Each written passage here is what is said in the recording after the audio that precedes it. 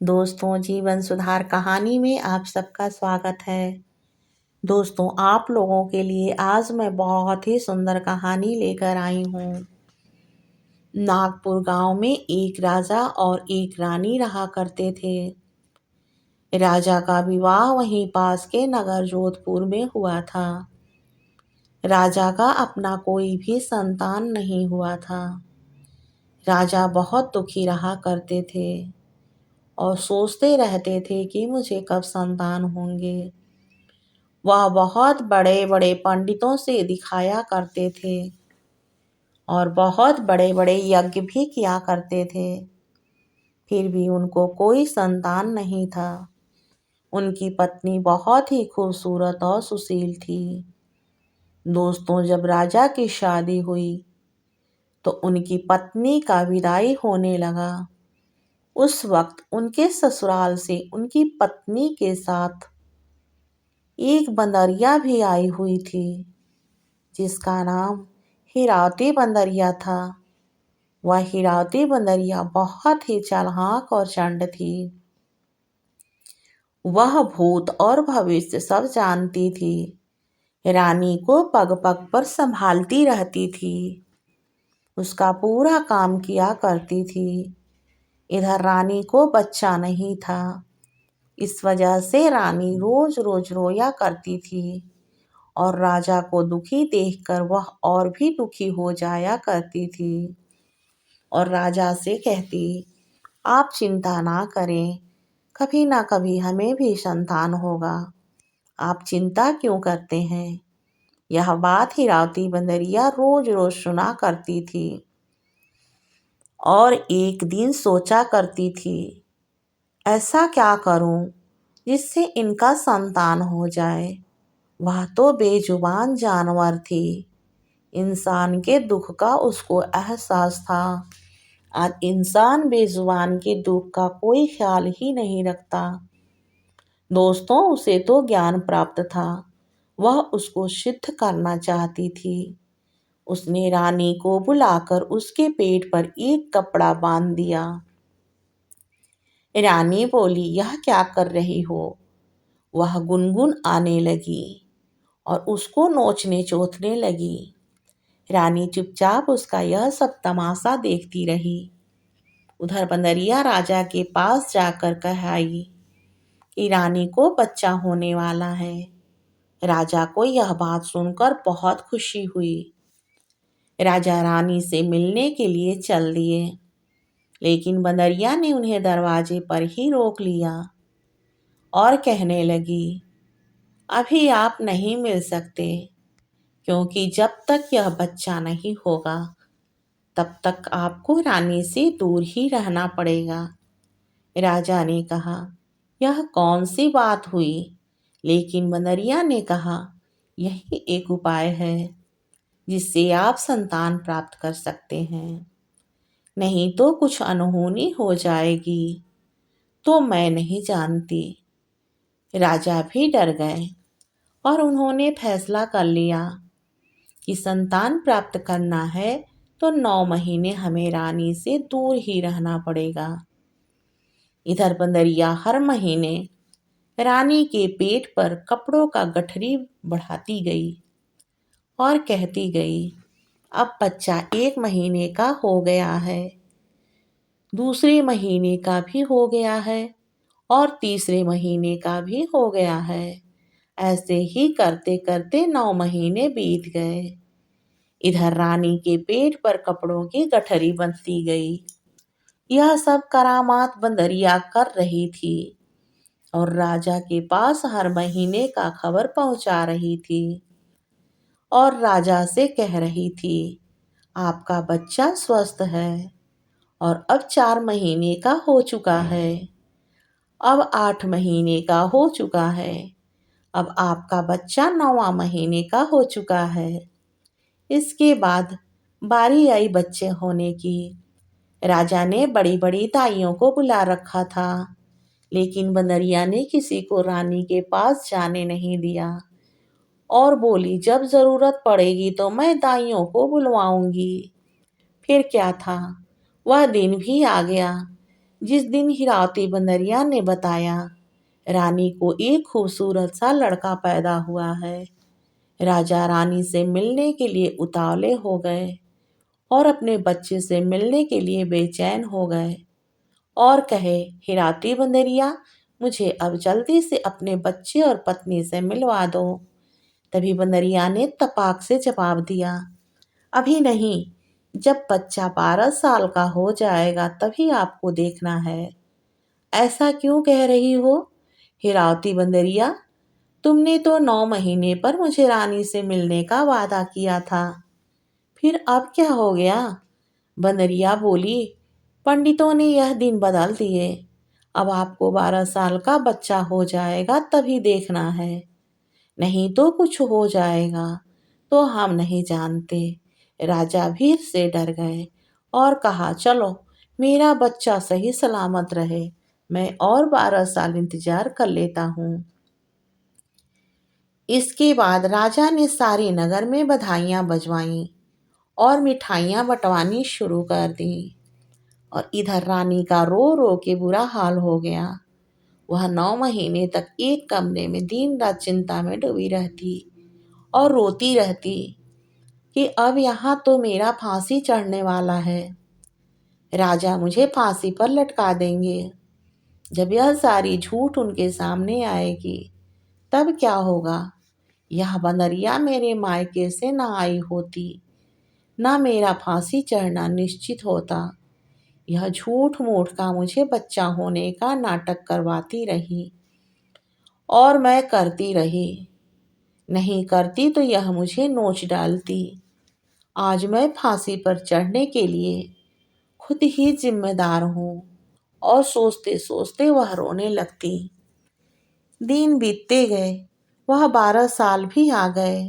अब राजा फिर बोले, अब तो 12 साल हो गए हैं, तो मुझे अपने बच्चे से मिलने दो।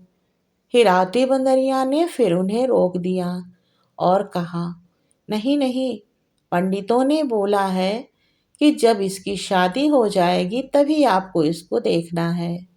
राजा बहुत ही सोच में पड़ गए और उन्होंने पंडितों को बुलाया, बेटे की शादी का मुहूर्त निकलवाया और 12 साल की उम्र में ही बेटे की शादी करने का फैसला ले लिया।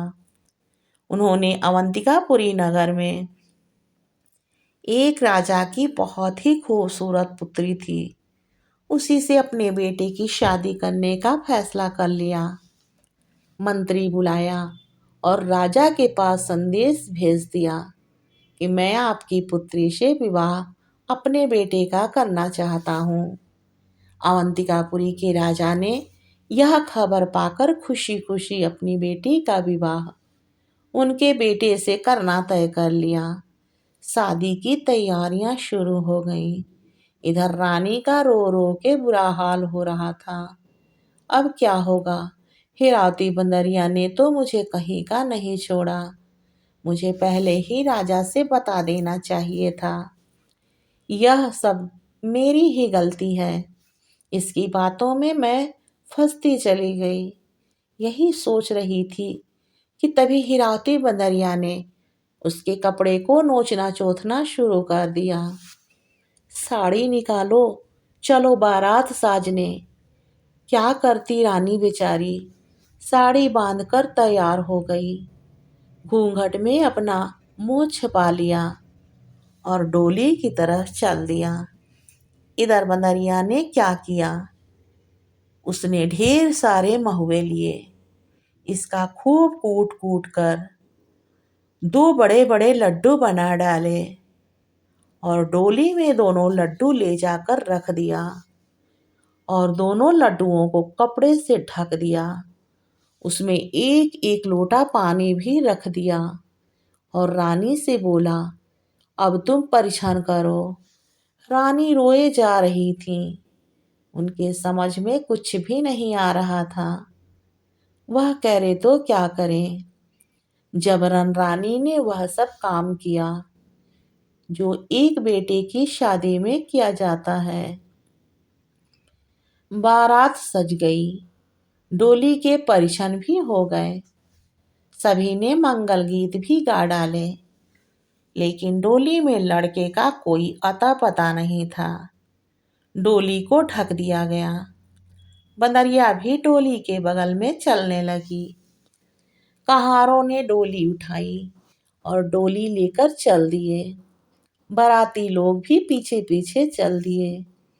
जाते जाते बंदरिया ने उस डोली को एक जंगल में रुकवा दिया और कहा, विश्राम करके आगे को बढ़ाते हैं। कहारों ने कहा, ठीक है, थोड़ा देर विश्राम हम भी कर लेते हैं, उसके बाद आगे को चलेंगे। कहार सब विश्राम करने लगे। बंदरिया इधर उधर कूदती हुई कुछ दूर चली गई। उधर से माता पार्वती और शंकर भगवान जा रहे थे। दोनों जन आपस में बातें करते हुए कह रहे थे, मुझे बहुत प्यास लगी है। जंगल में कोई सरोवर भी नहीं है। क्या करें, चलो देखते हैं। वहां कुछ डोली खटोली दिख रही है। लग रहा है किसी की बारात विश्राम कर रही है। उसी में कुछ न कुछ खाने पीने को मिल ही जाएगा। और भोलेनाथ माता पार्वती के साथ वहां पहुंच जाते हैं।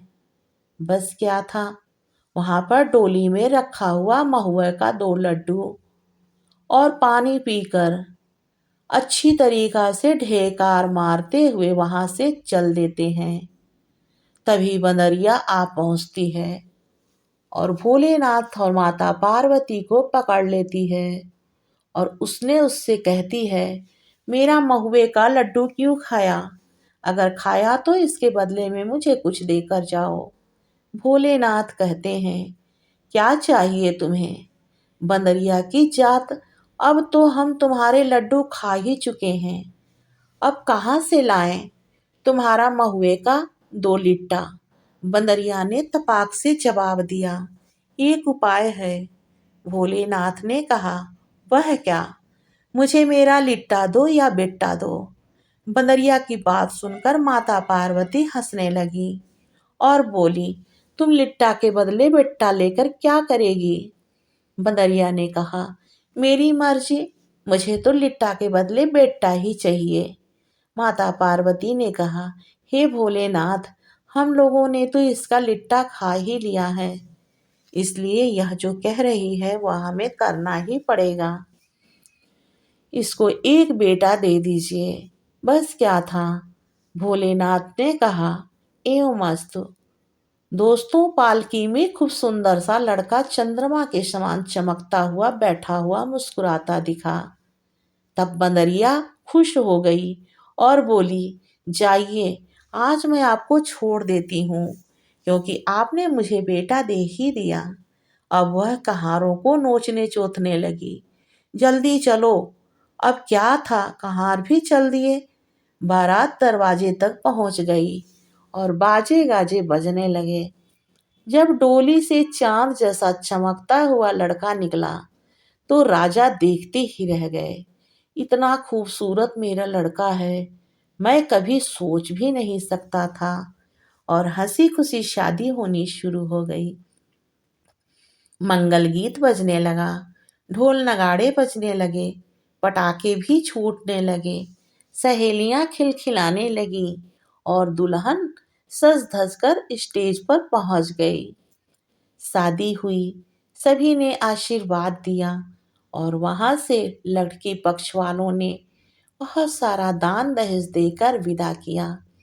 बारात राजा के घर पर दुल्हन लेकर पहुंच गई। अब बंदरिया रानी के पास गई और उसे फिर से नोचने छोथने लगी और उसने कहा, चलो बहू उतारने। नौकर चाकर ने सब इंतजाम कर दिए। रानी रोए जा रही थी, अब क्या होगा? बंदरिया ने तो मुझे फांसी चढ़ने का पूरा ही इंतजाम कर लिया है। अब मेरा अंतिम समय आ गया है, अब मैं क्या करूं? इस बीच बंदरिया ने उसके मुंह पर एक झापड़ जड़ दिया और खींच कर उसे डोली के पास ले जाने लगी। रानी भी करती क्या, वह बहू उतारने के लिए डोली के पास चली गई। उनको अपने आंखों पर विश्वास ही नहीं हो रहा था यह सब उनको सपना सा लग रहा था। जब उन्होंने अपने बेटे और बहू का दीदार किया, उसमें खूब सुंदर सा चमकता हुआ चांद को भी शर्मा देने वाला लड़का बैठा हुआ था। उसके साथ एक खूबसूरत सी दुल्हन घूंघट निकाले दुल्हे के साथ बैठी हुई थी। रानी की खुशी का ठिकाना नहीं रहा और वह खुशी खुशी उनका परिछन करने के बाद अपने बहू बेटे को घर में वधू प्रवेश करवाया और सारे बच्चों इस तरह गांव में उधो बजाओ बजाने का आदेश दिया और राजा के साथ बहुत ही खुशी खुशी से बातें करने लगी। राजा भी बहुत खुश थे। उन्होंने कहा, यह दिन देखने के लिए मैं कितने दिनों से तड़प रहा था रानी, लेकिन रानी आपने तो इसे छिपा कर रखा था। रानी कुछ नहीं बोली और मुस्कुराने लगी। उनकी हंसी में बहुत ही खुशियां छुपी हुई थीं। उन्होंने कोई भी बात राजा को नहीं बताया और बंदरिया को बहुत ही प्यार करना शुरू कर दिया। बंदरिया भी कुछ खूब उचक उचक कर सबको खाने परोसने लगी। इधर नौकर चाकर भी खूब गहने पैसे पाकर खुश थे। अब क्या था, राजा ने सारे नगर में टंका पिटवा दिया। सभी को निमंत्रण है। कोई अपने घरों में चूल्हा नहीं जलाएगा, सब यहीं पर आकर खाएंगे। सभी नगरवासियों ने खुशी खुशी आकर भोजन किया। अपनी तरफ से कुछ न कुछ राजा की बहू को भेंट दिए। राजा ने भी सभी को अपने तरफ से बच्चों की खुशी में हीरे की एक एक अंगूठी सभी को दिया। दोस्तों, जिसकी आशा न हो, अगर वह काम पूरा हो जाता है तो कितनी खुशियां होती हैं। दोस्तों, हमारे भाग्य में क्या लिखा है हम नहीं जानते, लेकिन एक बेजुबान जानवर हमारे विषय में सब जानते हैं। जैसे उस बंदरिया को पता था कि क्या करने से क्या होगा, उसने वैसा ही किया और अपनी वफादारी का पूरा परिचय उस रानी को दे दिया। रानी भी बहुत खुश हुई। इधर रानी ने भी हिरावती बंदरिया का विवाह एक बंदर से कर दिया और बंदरिया भी अपने बंदर के साथ अब खुशी खुशी जंगल में रहा करती है और रानी को उनके खुशियों के हाल पर छोड़ दिया करती है। दोस्तों, इस कहानी से हमें यही शिक्षा मिलती है कि किसी को छोटा नहीं समझना चाहिए। इंसान तो इंसान के साथ वफादारी नहीं कर रहा है, लेकिन एक जानवर अगर इंसान के साथ वफादारी करता है तो उससे हमें सीख जरूर सीखनी चाहिए। दोस्तों, हमारी कहानी पसंद आए तो लाइक सब्सक्राइब ज़रूर करें। मिलते हैं वीडियो में, तब तक के लिए नमस्कार एवं धन्यवाद।